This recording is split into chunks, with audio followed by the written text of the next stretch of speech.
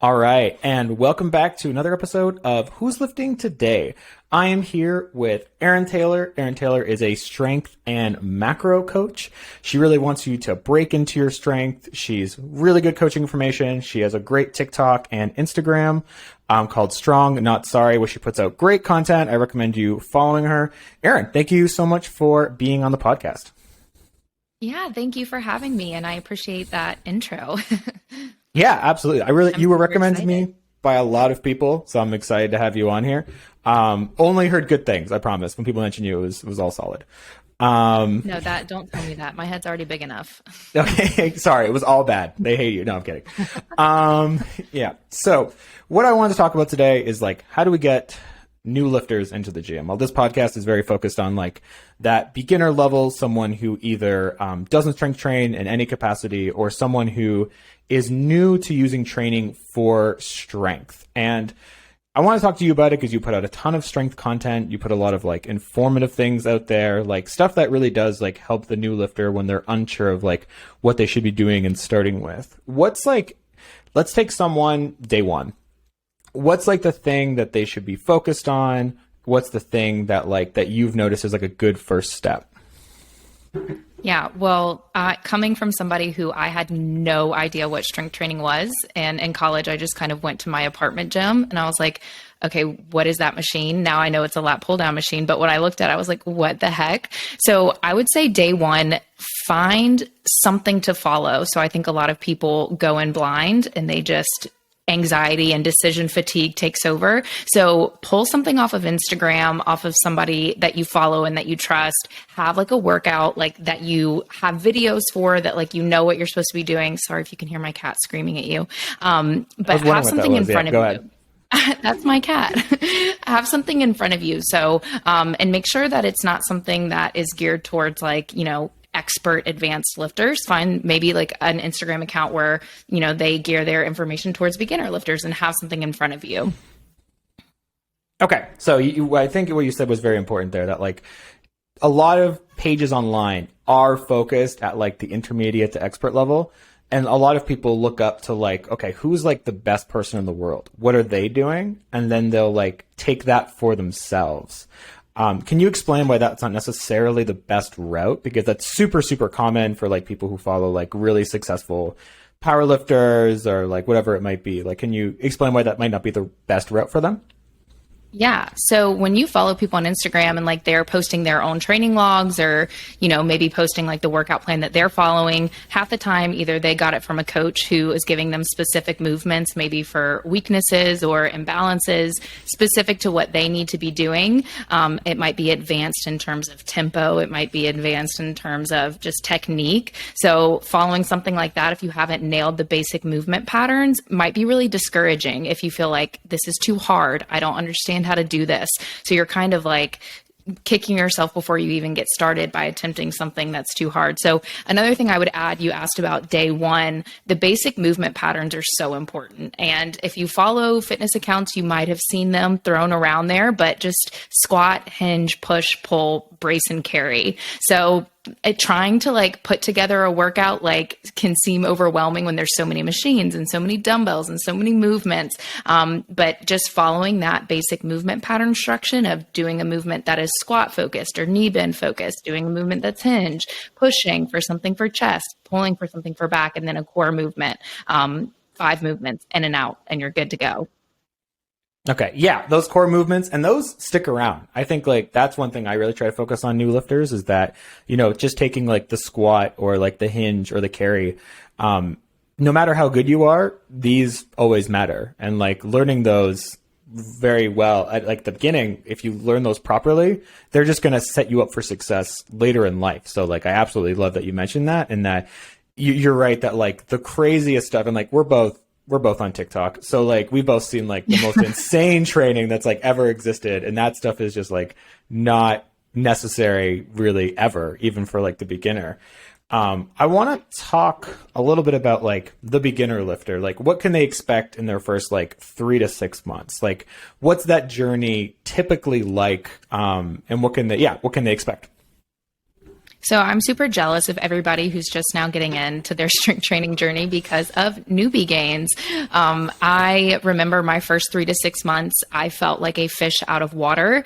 My husband took me into the gym. I got under the barbell and I legitimately could not squat an empty barbell. And I was super discouraged. And, he explained to me, you've never done this before. Your central nervous system is like, what the heck are you trying to do? Like your technique is all over the place. So I think the most important thing to realize for beginner lifters is the hardest thing will be the first time you do anything. And then right away, the second time you go to do a movement, it's exponentially easier. So you're going to see rapid improvements in technique and in confidence and just doing things like a dumbbell goblet squat. By the fourth time doing it, you're going to go from a 10-pound dumbbell may be really tough, and then you're crushing a 20-pound or a 25-pound dumbbell. So you're going to see more gains more quickly in your first 3 to 6 months than you probably will after that. But you're also going to probably see an increase in like efficiency in your technique, and things are going to start feeling better and your mobility patterns are going to get better. So it's really fun in the first 3 to 6 months. I think that's probably the most fun I ever had in my strength training journey was in the beginning. I agree. I think it's the best part. Just because like you really do add more weight every week, you're better every week, your form improves every week. And then that's just like not true at that. Like, I don't know how long you've been training for, but like for me, like 8, 9, 10 years in, like I have to work for like every 5-pound increase on like every lift at this point. But for a new lifter, like they'll go from literally never touching a barbell to deadlifting their body weight in like 2 months, 3 months. Like it's the increase is so fast. And like the journey from like 0 to 200-pound deadlift is like so much faster than like a 200-pound to a 300-pound deadlifter, like for most people. And I think like it's a really cool time. And like, that's why I really want to get people into strength training, because like you don't realize how strong you can become, because deadlifting your body weight sounds really intimidating to someone who's never lifted before. And then it actually becomes super easy as soon as you get into it, which is awesome, which I think is like an underrated experience. Absolutely. So. Yeah. I've been lifting for like 5 or 6 years with a barbell, and I haven't competed in powerlifting for 2 years. And 2 years ago, I squatted 275, and now I'm hoping to hit 281 at this meet. Yeah, so it's like yeah. 6 pounds in 2 years. And I had some things happen in between, but still, you're exactly right. Like after I remember my first meet to my second meet was like, pew, and now it's like I'm fighting, like you said, for 5 pounds. Just like for 5. Yeah, exactly. I had like a squat goal that happened to me last year. I tried to put 40 pounds on my squat and failed. And I spent and that was like the big focus. So but at the beginning, you don't have that. At the beginning, you're like, you're and you get so much strong, and it feels like really cool. Like it's a really cool process to like, you lift more than you ever thought was possible in like way less time than you expected. Like I agree with you. I'm jealous. Oh, yeah. I want to go back, start as a beginner, and then go from there. For a new lifter, so let's say someone who's like not necessarily like on a program, do you think they should start with machines or with like free weights? Or like how do you balance that? Do you feel like one is better to start with than the other? I definitely think like a healthy balance of both is beneficial. If you stick with just machines and then you do make the jump over to a barbell or free weights, you're going to feel kind of, again, like a fish out of water with the stability and with the movement patterns. A common thing that I see is people who use Smith machines for the majority of their strength training. And then they think that's going to carry over like a 1-to-1 ratio to a barbell. And I always warn them, Smith machines can be great. I love feet forward Smith machine squats. I love hip thrusts on the Smith machine, but a Smith machine bench press and then a dumbbell bench press or a barbell bench press is going to feel really different. So mix it up and have like a healthy balance. If you're somebody who needs to start out on the machine and you feel good building your strength there, that's fine. Maybe throw in some accessories with some dumbbells in the corner of a Planet Fitness if that's like your safe spot, but get some experience with both. Yeah, I agree. I think it's going to be a bit of a balance. I think I've always leaned more towards free weights just because, like, you're right, where it's like if I go from a Smith machine bench press to a regular bench press, like that transition is going to be pretty tough because you haven't learned any of the balance or any of the like technique that you really need to know, because the Smith machine bar is kind of doing that work for you. But if I go from like a barbell and to the Smith machine, like that transition is so much easier because I have everything I need to work the Smith machine bench press, because I've already done it with the barbell and I've already like worked on all the stabilizers and like I already have the technique down. Whereas like Smith machine, you might not get that. So I think for the new lifter, I've always leaned towards more free weights for that reason, because I think it just teaches you what you need to know.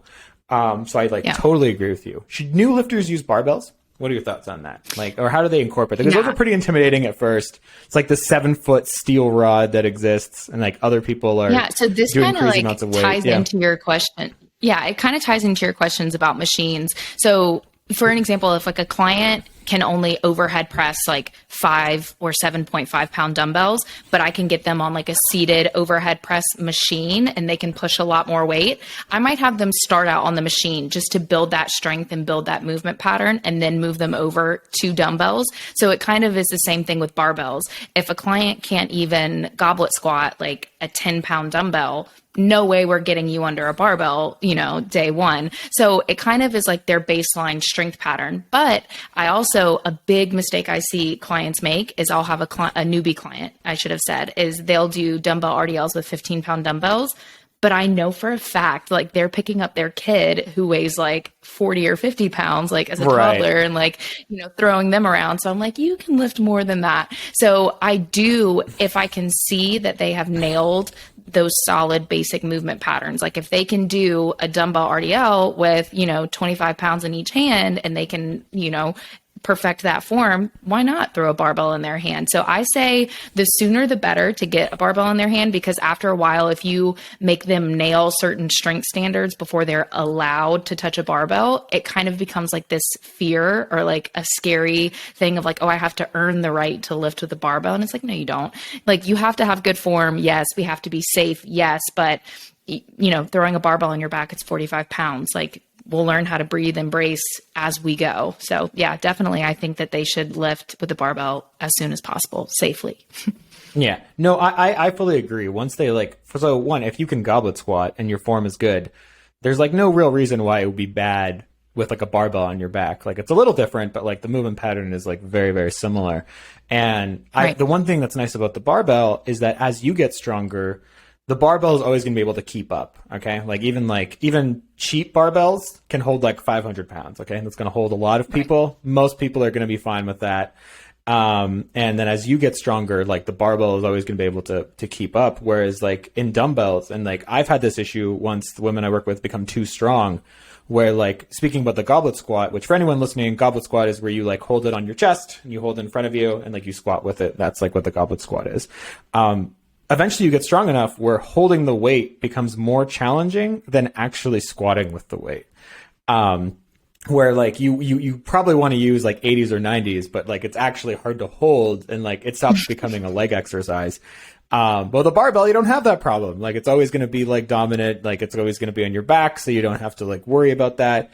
And you don't run into these issues later. So like, I kind of agree with you. And I don't want barbells to be, just for powerlifters or bodybuilders, or like it's just for the the hardcore people. Like they're scary at first because I know they're like massive and kind of awkward to use at first, but they become so useful and they open up like just like a wide variety of exercises. So I don't want people not using them because they have so much benefit. Yes, they're for everybody, for sure. They are for everybody. One thing I was going to ask as well, as like a new lifter, I think like some people, they get a coach right away. They have help. That's fine. If you don't have like, does a new lifter need a program? Should they get a program? Is there like other ways they can like get into training that doesn't necessarily involve like a one-on-one coach? Yeah, so this is like my number one piece of advice to newbie lifters. I didn't hire a coach when I first started lifting. I got plugged into Juggernaut. They're like more of a powerlifting focused training, but I did like buy a template from their website for like $30 and follow that for probably the first year of my training. So I would have a plan that is like in a structure. That's my number one piece of advice. You don't have to have a coach. You don't have to have a templated program, but having a plan, because like we said, the first 3 to 6 months, you're going to see that growth, that exponential growth. And if we're not at least tracking our progress or following something week to week, we're going to miss out on seeing week 1, I lifted this, week 4, I lifted this. So hopping around from like different workout to different workout, day to day, week to week isn't really the best thing. So the number one thing I would say is consistently, or pick out how many days you can consistently go to the gym, whether that's 3, 4, whatever. Nail that down first. Pick out how many days you can go to the gym, and then kind of pick your split, quote unquote. That might be a new term for newbie lifters. All that means is what you're focusing on that day when you go into the gym. You know, you might focus, if you're going 3 days a week, you might do total body every single day when you go to the gym. One day you're really focusing on, you know, your squat movement patterns. The other day you might focus on more heavy pushing movement patterns. One day you might do pulling. So there's a lot of information out there on what split is the best for me. But number one is just write a workout down and have it and follow it. And then don't change that for about 4 weeks. Do the same workouts week to week for 4 to 6. You can even do it for 8 weeks as a newbie lifter and track your progress. And I know there's so many workouts out there, but say you find 3 workouts you really like on Instagram, save them, write them down, print them out, and follow those 3 workouts for 4 weeks in a row on Monday, Wednesdays, and Fridays. Yeah, so you're saying like regardless of whether you get a coach or not, like have like a plan, something that's written out, Yes. something that's like been shown to work. Like it's not, you know, you don't want to go in and just be like, do whatever exercises I feel like, because that's not really like how strength is built. Is that like fair to say? Right. Absolutely. Right. Definitely find something that has those movement patterns of squatting, hinging, pushing, pulling, bracing, and carrying. Yeah, no, absolutely. I like totally agree. I think like you can't just have, you can't just, when we say like your first 3 to 6 months will be really successful, there's still some like caveats that come to that where like you still need to be improving your form, you still need to be consistently training, you still need some kind of program to follow. Whether that's one that's made for you and like your specific situation, or whether that's one that you download online, you need to find something to follow, because just like aimlessly doing random things and not repeating workouts is like, unfortunately, it's just like not how strength is built. Right. At a minimum, you wouldn't get the results that you're looking for. So like, yeah, I totally agree with that. What's the number one tip that you have for people who are like new to lifting, that like, how do we get them into the gym, whether it's a home gym, whether it's lifting, like what's like the number one tip you would get them to really get that started?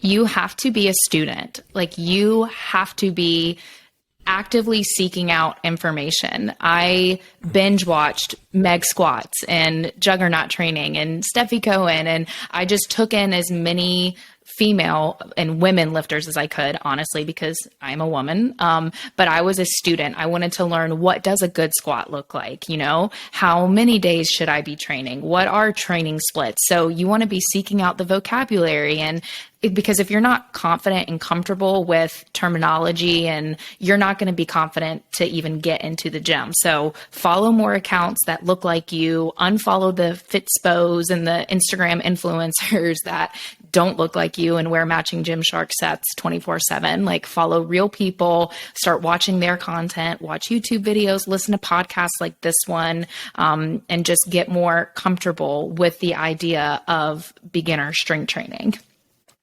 Yeah, that's really good advice. I like really appreciate that. Where can people find you? And like, also, how do you help people online? Do you have one-on-one coaching? Do you offer something else? Like, you know, let us know. I kind of mentioned your TikTok and Instagram before. Strong Not Sorry. Give her a follow on both. She's great on both. But like, what do you offer to like kind of help people, you know, getting into their strength journey? Yeah. So you mentioned in the beginning, like my mission is kind of all about helping people break into their strength.